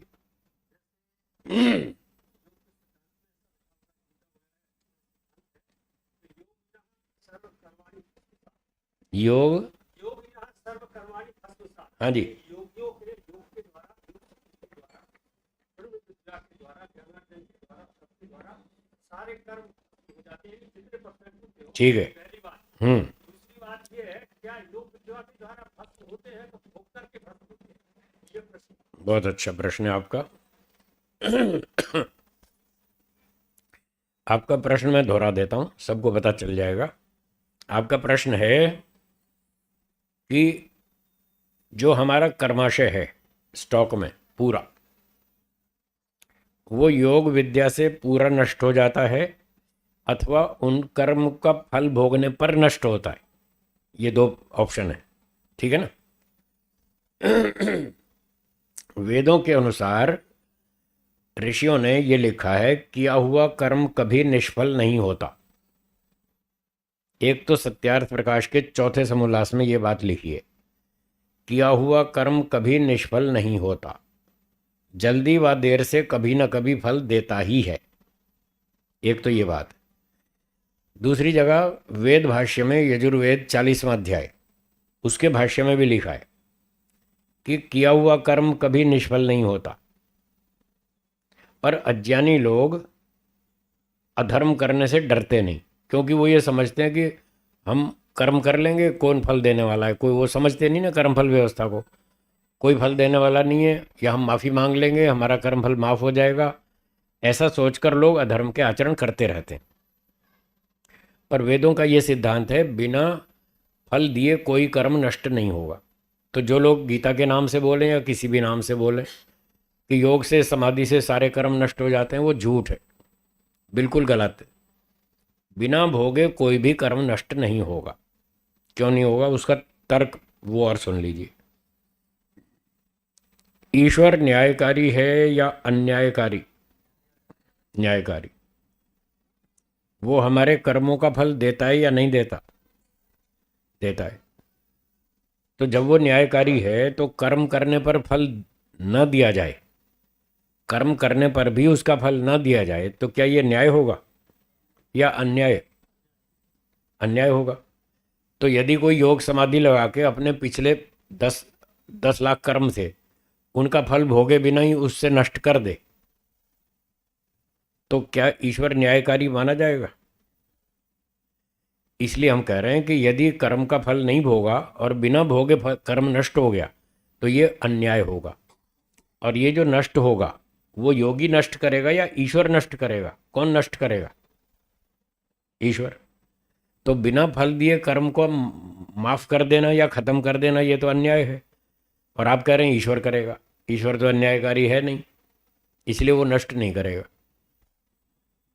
दूसरी बात, जो लोग ये कहते हैं सारे कर्म नष्ट हो जाएंगे और फिर मोक्ष में जाएगा, तो एक तो पहले यहाँ ईश्वर अन्यायकारी, मोक्ष में जाते समय अन्यायकारी बनेगा कि बिना फल दिए कर्म नष्ट कर दिए।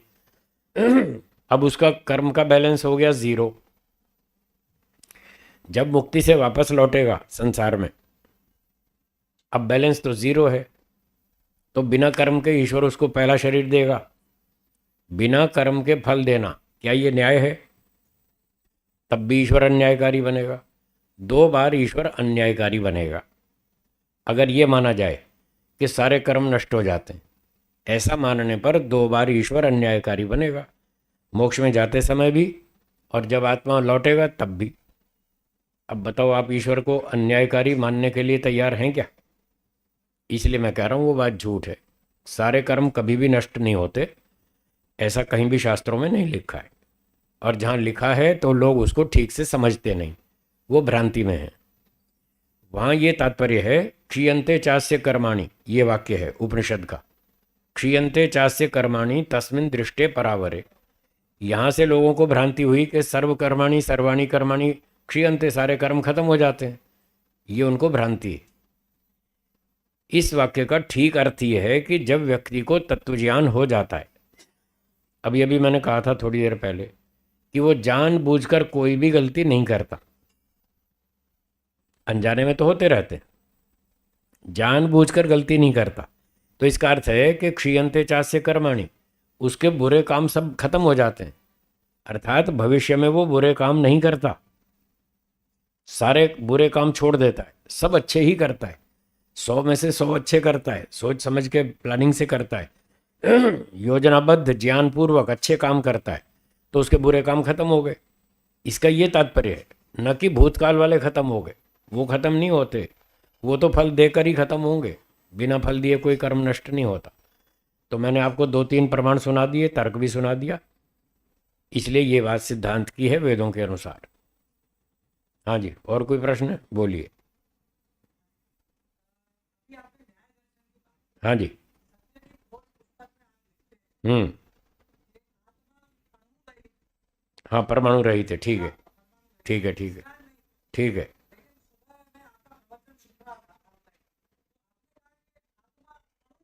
हाँ। ठीक बात है, सही सुना आपने।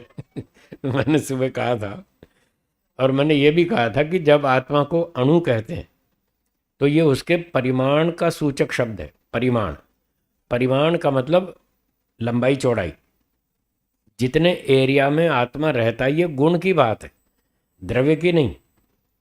जो द्रव्य है परमाणु, वो तो है मटेरियल, वो साकार है, वो टक्कर मारता है, वो स्थान घेरता है। तो परमाणु जो द्रव्य है वो तो टक्कर मारता है, पर आत्मा परमाणु नहीं है, इसलिए वो टक्कर नहीं मारता। न वो स्थान घेरता, न वो टकराता, न रोकता, वो समस्या उसकी नहीं है। एक उसका परिमाण गुण है, जैसे इच्छा गुण है। आत्मा में इच्छा है या नहीं? जैसे आत्मा में इच्छा है, द्वेष है, प्रयत्न है, ज्ञान है, ये सारे उसके गुण हैं। इन्हीं गुणों की श्रृंखला में एक व्यक्ति ने प्रश्न किया, क्या आत्मा में परिमाण गुण भी है? हमने कहा है। तो कौन सा परिमाण है? तो शास्त्रीय शब्द में 4 प्रकार का परिमाण है। अणु, महत, ह्रस्व, दीर्घ। वैशेषिक दर्शन में ही 4 तरह का परिमाण गुण बताया। तो अणु और महत परिमाण वाचक शब्द है, वो तो गुण की चर्चा है। जब हम कहते हैं आत्मा अणु है, तो यहाँ अणु द्रव्य की बात नहीं चल रही है, गुण की बात चल रही है। और इसका अर्थ है वो छोटा है, बहुत छोटा है। सुबह बताया था, बाल के अग्रभाग के 10,000 टुकड़े करो, उससे भी छोटा है। वो छोटा की सेंस में हमने उसको अणु का, मटेरियल की सेंस में नहीं, इसलिए कोई समस्या नहीं। जो मटेरियल वाला परमाणु है वो टक्कर मारता है, वो स्थान घेरता है। प्रफुल्ल जी कुछ पूछ रहे हैं।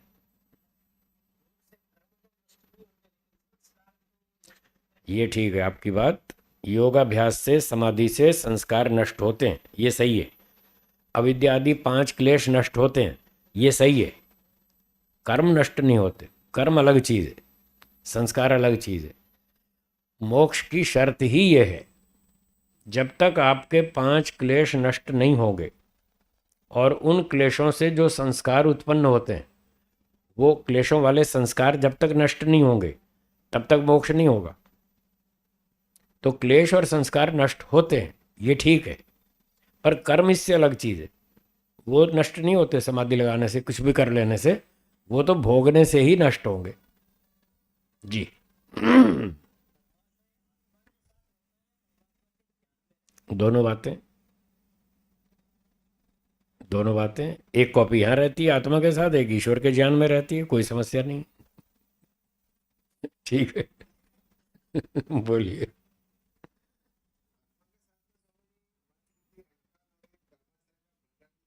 हम्म।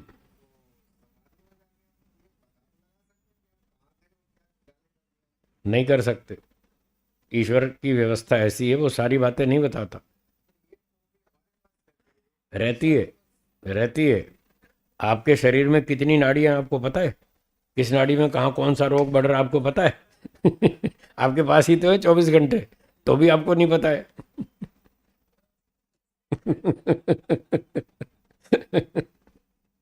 तो हमें सब कुछ नहीं पता है। नहीं जान सकते हम। बोलिए। हाँ जी, हाँ जी, सुनो। हाँ जी,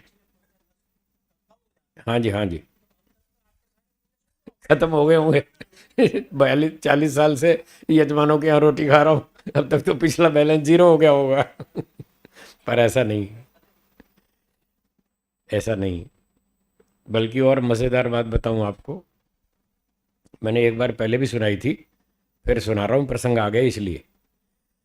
आप यजमान हैं, मैं अतिथि हूँ, आप मुझे खाना खिलाते हैं, तो इस खाना खिलाने में अच्छा बढ़िया सात्विक शुद्ध भोजन खिलाते हैं। इस भोजन खिलाने में आपको तो पुण्य मिलता ही है, ठीक है ना, ये तो क्लियर है। पर मैं जब आपके यहाँ खाना खाता हूँ तब उसमें उसमें भी मुझे भी पुण्य मिलता है, खाना खाने में भी पुण्य मिलता है। यही विचित्र बात है, खिलाने वाले को भी मिलता है, खाने वाले को भी मिलता है। इसलिए मैं क्या कहता हूँ, खाने के बाद मैं कहता हूँ, अच्छा जी बहुत बहुत धन्यवाद हैं, माता जी धन्यवाद, आपने बहुत अच्छा भोजन खिलाया। तो लोग क्या उत्तर देते हैं? गुरुजी आप हमारे घर पधारे, हमारा भोजन स्वीकार किया, इसके लिए आपको भी धन्यवाद। तो मुझे भी तो कुछ पुण्य मिलेगा ना। तो शुभ कर्म में जितने भी लोग सहयोगी होते हैं, सहभागी होते हैं, उनको सबको पुण्य मिलता है। और बुरे काम में जितने लोग साथी होते हैं उनको सबको दंड मिलता है। सारे अपराधी हैं वो। महर्षि मनु जी ने 8 प्रकार के हिंसक लिखे हैं, मनुस्मृति पढ़ लीजिए। हिंसा करने वाला, उसकी अनुमति देने वाला, उसको मारने वाला, काटने वाला, बेचने वाला, खरीदने वाला, परोसने वाला, पकाने वाला, सारे अपराधी। तो ऐसे कोई यज्ञ कर्म करे तो उसमें जितने लोगों ने योगदान किया सबको पुण्य मिलेगा। अतिथि को भोजन खिलाना पुण्य कर्म है, तो इसमें जितने लोग सहयोग करेंगे सबको पुण्य मिलेगा। अगर मैं आपका भोजन खाऊं नहीं तो आपका पुण्य कैसे बनेगा? आप भोजन रख दें सामने और मैं खाऊं ही नहीं, तो जब तक मैं खाऊंगा नहीं तब तक आपका पुण्य बनेगा नहीं। तो आपका पुण्य बनाने में मैंने सहयोग किया ना, तो फिर मुझे भी तो कुछ मिलेगा। इसलिए मेरा बैलेंस खाली नहीं होगा, वो तो बनेगा बल्कि और बढ़ेगा। पुण्य और बढ़ेगा। हाँ जी, बोलिए। फिर पाप लगेगा। जबरदस्ती खिलाओगे तो पाप लगेगा, क्योंकि वो निषिद्ध कर्म है। निषिद्ध कर्म करोगे तो पाप लगेगा। जबरदस्ती खिलाने का विधान नहीं है। प्रेम से खिलाओ, श्रद्धा से खिलाओ, खाने वाले की इच्छा से, अनुकूलता से खिलाओ। उसको सुख मिलना चाहिए, तब पुण्य मिलेगा। अगर उसको दुख मिला तो आपको दंड मिलेगा। फिर वो अपराध बन जाएगा। हाँ जी। हम्म। हम्म। हम्म। हम्म। ठीक है।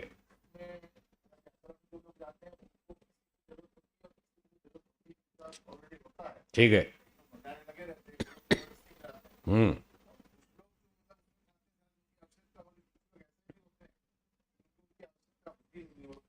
ठीक है। ईश्वर के संविधान के अनुसार यदि कोई शुभ कर्म कर रहा है तो उसको पुण्य मिलेगा। यदि वो मिश्रित कर्म कर रहा है, जैसे ये पद यात्री का उदाहरण दिया, वो किस लिए जा रहे हैं? भगवान का दर्शन करने। माता जी के मंदिर में, बालाजी के मंदिर में, कोई पावागढ़ जा रहा है, कोई कहीं जा रहा है, कोई आबू पर जा रहा है। तो जो जा रहे हैं ये क्या भगवान का दर्शन करने जा रहे हैं? नहीं जा रहे हैं ना। तो ये मिला जुला काम है। भावना अच्छी है, भावना तो अच्छी है, काम छोड़ के भगवान का दर्शन करने जा रहे हैं, भावना तो ठीक है, पर वो क्रिया ठीक नहीं है। तो यहाँ पर इसको मिश्रित कर्म कहेंगे। वो या पद यात्री मिश्रित कर्म कर रहे हैं, और जो उनको खिला रहे हैं उनका भी मिश्रित कर्म है, उनका उसमें सहयोग है। तो ऐसे इसको देखना चाहिए, मिला जुला, थोड़ा पुण्य थोड़ा पाप, ऐसा। हाँ जी, बोलो। बोलिए।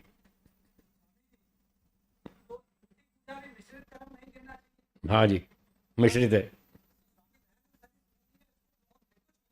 इसलिए कहा है कि इसमें पुण्य का अंश कम है और पाप का अंश ज़्यादा है, इसलिए उन्होंने ऐसा कह दिया। बाकी थोड़ा तो भावना तो अच्छी है ना, भावना तो अच्छी है तो उतना तो अच्छा मानना पड़ेगा। अब भावना है 10-20% और क्रिया है 80% खराब, तो अच्छाई 10-20% है, बुराई 80% है। इसलिए उन्होंने बुराई की प्रधानता को देखते हुए उसको कह दिया बुरा काम है, क्योंकि इससे इससे झूठ का प्रचार बहुत अधिक हुआ और अब भी हो रहा है, इसलिए उन्होंने इस एंगल से कह दिया। बाकी अगर निष्पक्ष भाव से निर्णय करेंगे तो उसमें थोड़ा सा अंश अच्छाई का है, 10-20%, इससे ज़्यादा नहीं।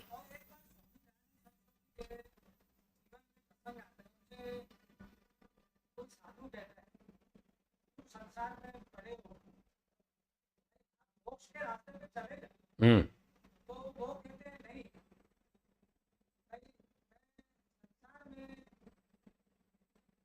ध्यान देते देते मैं मोक्ष को प्राप्त करूंगा। यस। हाँ, ऐसा ऐसा है। मैं संसार को मैं अकेला मोक्ष में नहीं जाना चाहता, मैं संसार के लोगों को भी साथ ले जाना चाहता हूँ। इसलिए मैं संसार को वेदों का, सत्य का उपदेश करते करते मैं तो स्वयं ही मुक्त हो जाऊंगा। मैं तो स्वयं मुक्त हो जाऊंगा, मेरी मुक्ति में कोई बाधा नहीं पड़ रही।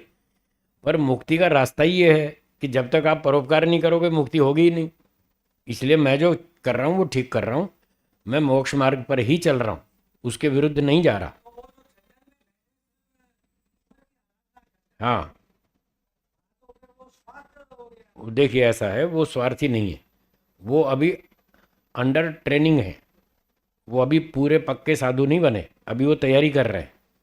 जैसे उदाहरण के लिए ये कई लोग डॉक्टर बनने के लिए जाते हैं, एमबीबीएस करने, घर परिवार छोड़ के हॉस्टल में जाके रहते हैं, क्योंकि वहाँ बहुत पढ़ाई करनी पड़ती है, घंटों घंटों। कॉलेज जाना पास पास ही होता है, हॉस्टल भी कॉलेज भी। तो वो जो 5 साल MBBS करने जाते हैं, ना वो घर आते हैं, ना घर की देखभाल करते हैं, ना कोई बाजार में कोई समाज सेवा भी नहीं करते, वो अपनी पढ़ाई करते रहते हैं। क्या आप उनको स्वार्थी कहेंगे? नहीं कहेंगे ना। क्यों? वो सारा दिन अपना काम करते हैं, फिर भी वो स्वार्थी नहीं है। वो तैयारी कर रहे हैं, 5 साल के बाद डॉक्टर बन के वो समाज की सेवा करेंगे।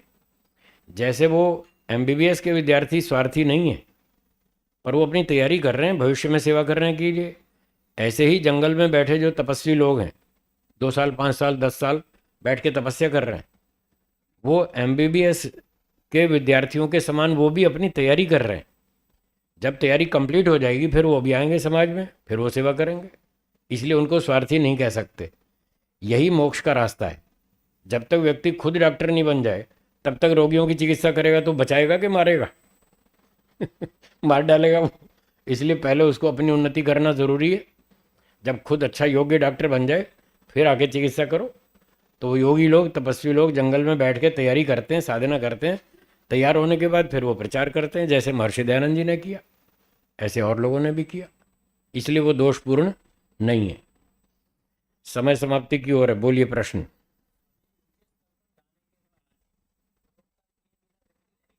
बिल्कुल नहीं रह सकता। एक डॉक्टर ने डिग्री प्राप्त कर ली कंप्लीट, और सामने 10 रोगी तड़प रहे हैं, वो चुपचाप बैठा रहेगा? उसको नींद नहीं आएगी। जब तक रोगी की दवाई नहीं कर देगा उसको नींद नहीं आएगी डॉक्टर को। तो ऐसे ही जो ऊंचे स्तर पर योग्य बन जाते हैं उनको नींद नहीं आएगी जब तक वो लोगों की अविद्या दूर नहीं करेंगे। जी जी।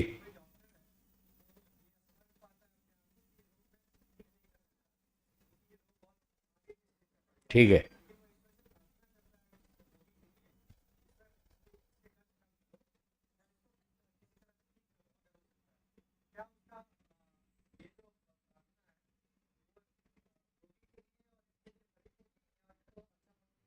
बहुत अच्छा प्रश्न है आपका कि एक रोगी चौथी स्टेज में आ गया। अब डॉक्टर की इतनी योग्यता है नहीं, उसकी कम है। उसने देखा भाई ये मेरे बस का नहीं, तो उसने भगवान से प्रार्थना की, हे भगवान इसको पॉसिबल हो तो ठीक कर दीजिए, मैं आपसे प्रार्थना करता हूँ। तो डॉक्टर की ये प्रार्थना उचित है, अच्छी बात है, उसको ऐसा ही कहना चाहिए।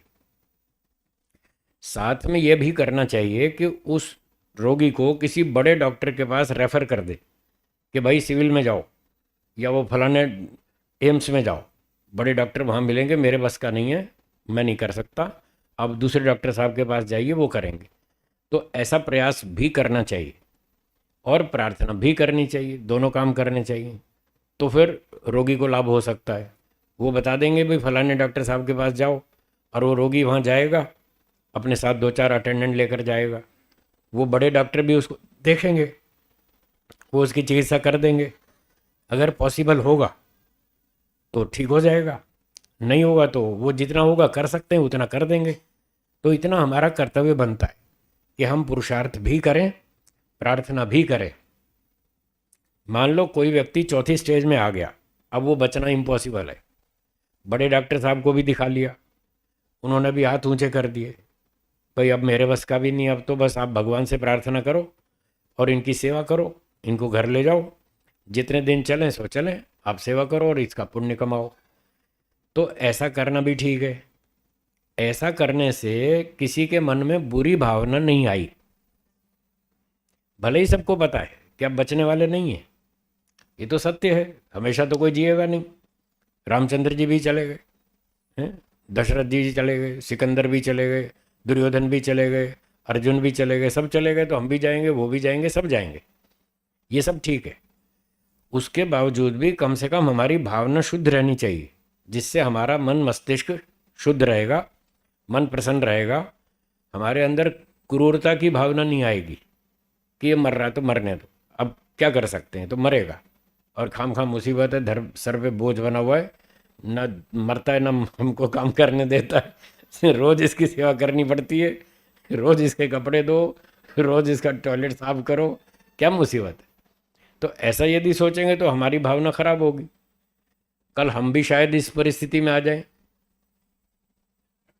कल हम भी तो आ सकते हैं इस परिस्थिति में, और तब दूसरे लोग भी हमारे लिए ऐसे ही कहेंगे, बुढ़ा मरता है, रात भर खांसता है, हमको सोने नहीं देता, न सोता है न सोने देता है। जब लोग हमारे बारे में ऐसा कहेंगे तो क्या हमें अच्छा लगेगा? नहीं लगेगा ना। हम क्या चाहेंगे भाई, ठीक है अब जो भी परिस्थिति है सो है, मरना जीना हमारे हाथ में नहीं है। जब हमारा कर्मफल पूरा होगा तभी हमारी मृत्यु होगी। जब तक जी रहे हैं तब तक जी रहे हैं, तो जब तक सेवा करनी है तो करो।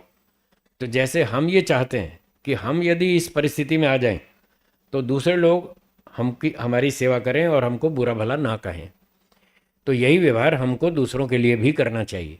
जो हमसे बुजुर्ग हैं, सीनियर हैं, बड़ी उम्र के हैं, रोगी हो गए, हमें भी उनकी सेवा करनी चाहिए और अच्छा ही सोचना चाहिए। बाकी भगवान भरोसे, भगवान का नियम है, उसके आगे किसी की चलती नहीं। तो इस तरह से करना चाहिए। ठीक है जी, समय समाप्त होता है। आज की कक्षा को यहीं विराम। आज तो शंका समाधान ही खूब लंबा चला पाठ तो एक सूत्री हुआ चलो, कभी कभी आवश्यक होता है तो वो भी करना चाहिए। बहुत सारी भ्रांतियां दूर हो जाती हैं, बहुत से संशय दूर हो जाते हैं, उससे बहुत सारा लाभ होता है। बोलिए। समय है 8 बजे 5 मिनट हो गए। हम्म, अभी इसका मेरी घड़ी में 8 बजे हैं पूरे, ठीक 8 बजे। ओम 8:05 नहीं, ये घड़ी आगे, ये घड़ी आगे। तो मैंने समय पर छोड़ दिया, ओम आगे की सूचना सुनिए।